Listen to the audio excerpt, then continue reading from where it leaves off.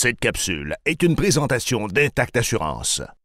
On est dans la flambée des chevaux vapeur, mais il y a tellement des beaux véhicules qu'on peut tester sur le marché. J'en ai un avec moi, le Can-Am, le Maverick XXC, le Maverick Sport, un petit bolide à 100 chevaux. On regarde ça ensemble.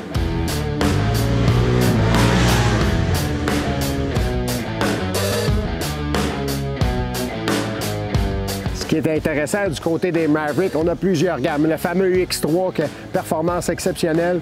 Quand on tombe du côté du Maverick Sport, on a une machine à 60 pouces ou à 64 pouces. Notre version ici, la XXC, est à 64 pouces. Et puis, on a également le Maverick Trail qui est moins large, qui est à 50 pouces. Fait que vous avez une gamme de véhicules qui est disponible vraiment pour faire du sentier incroyable du côté du Maverick. Mais ce petit bijou-là, c'est extrêmement intéressant, vous allez voir, parce qu'une version à 64 pouces comme celle-ci est très stable en sentier. Intéressant du côté de l'ensemble, on a les bras recourbés, une petite plaque de protection du côté des joints de cardan pour être sûr qu'on ne brise rien lorsqu'on reçoit des pierres ou des choses comme ça. C'est important de remarquer aussi à 64 pouces, barre stabilisatrice en avant qui permet de meilleure stabilité en virage, garder le véhicule plus en axe par rapport au sol. On retrouve des amortisseurs Podium 2.5 ajustables à 3 clics, des Fox Podium, hyper facile à ajuster. Ça vaut à peine de jouer avec, ça vaut à peine de s'amuser avec parce qu'on voit une différence sur le comportement en sentier. Des jantes en aluminium 14 pouces, des pneus Bighorn.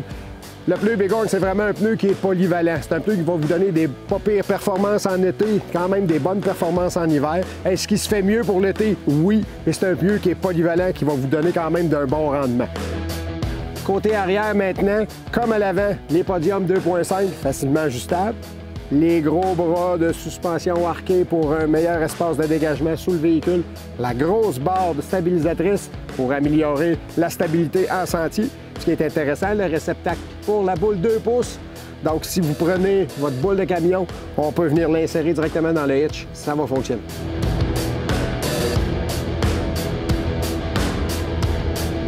Ce qui est intéressant pour une machine de randonnée, c'est d'avoir de l'espace de chargement. Je pense que c'est une des choses les plus importantes lorsqu'on va en sentier, surtout si on part pour plusieurs jours.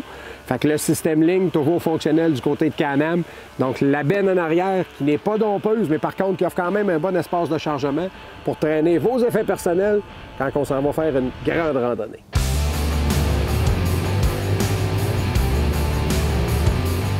Côté moteur maintenant, le 1000R, 100 chevaux. Un beau moteur que Rotax ont mis sur le marché il y a déjà quelques saisons, qui est à point. L'injection est à point. C'est un moteur qui fonctionne extrêmement bien. Et puis, on a les embrayages QRS qu'on connaît depuis plusieurs années du côté de chez Can-Am. On voit la protection au niveau des poulies et également le gros tuyau de ventilation pour refroidir la courroie lorsqu'on est en conditions un peu plus extrêmes. On a un véhicule où on est un peu incliné vers l'arrière. C'est un look un peu plus sport, qui nous donne un peu plus l'impression d'être comme dans un Maverick X3, par exemple, même si c'est un peu moins incliné. Donc, c'est sûr que la vision à l'avant du véhicule est un peu moins bonne. Mais par contre, on a quand même un véhicule qui est relativement sportif. Donc, c'est la raison qui explique la position de conduite. Des bons appuis lombaires au niveau du siège. Ce côté-là, on n'a pas un mot à dire. C'est un véhicule qui est bien conçu. Les portières sont pleines, donc les portières sont très rigides, ça ferme bien.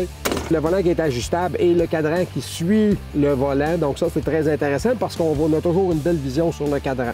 On a pas mal d'espace de rangement, petit coffre en avant du conducteur, un plus grand coffre du côté passager. Donc, je pense qu'on a un intérieur qui est extrêmement convivial et puis un sélecteur de vitesse qui est avec des encoches, OK, pour le reculon, le neutre, l'avant. Donc, on ne se trompe jamais, on est toujours à la bonne place.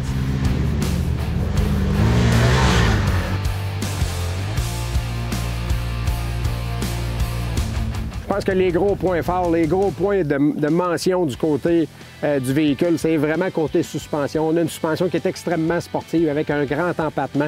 On a un plaisir fou à manœuvrer en sentier, puis on a une facilité extrême à passer sur les grosses bosses, sur les grosses roches. On a quand même 14 pouces de clairance au sol, ce qui est très bon pour un véhicule sportif. Maintenant, côté finition chez Can-Am, on le mentionne à chaque année.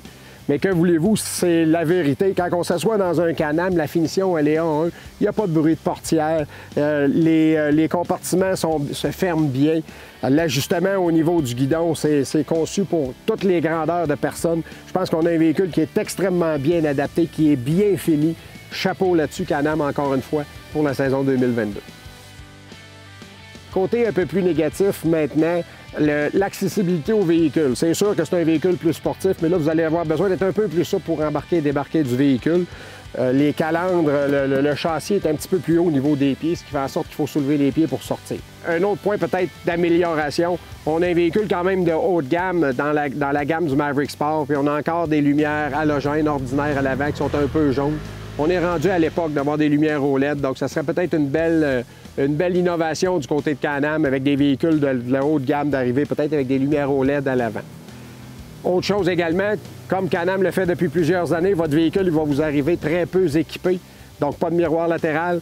Vous n'aurez pas de toit non plus, donc vous avez de l'investissement à faire sur le véhicule si vous voulez être un peu mieux protégé dans le cas d'intempéries, pour avoir un véhicule peut-être un peu plus complet pour faire du sentier et être mieux protégé.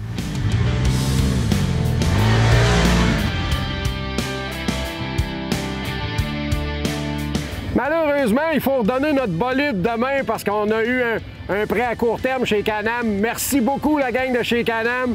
Puis, les amis, si vous avez un véhicule qui vous tape dans l'œil, que vous avez envie d'avoir un véhicule pour avoir du fun, pensez-y. Le XXC dans le Maverick Sport, un beau petit bolide. Hey, je vais retourner m'amuser, moi, là.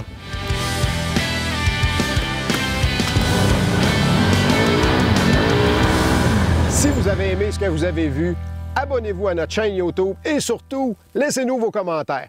N'oubliez pas, nous avons plein d'autres vidéos sur notre chaîne Planète Quad. Bon visionnement!